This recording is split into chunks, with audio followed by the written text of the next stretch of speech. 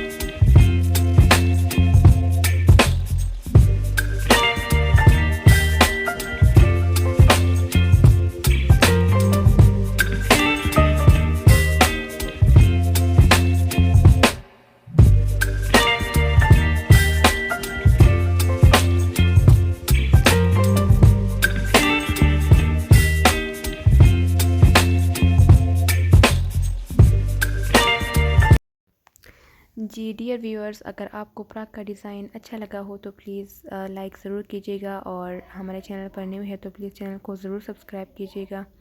अपना बहुत सारा ख्याल रखिएगा। मुझे दीजिए इजाज़त। अल्लाह हाफिज़।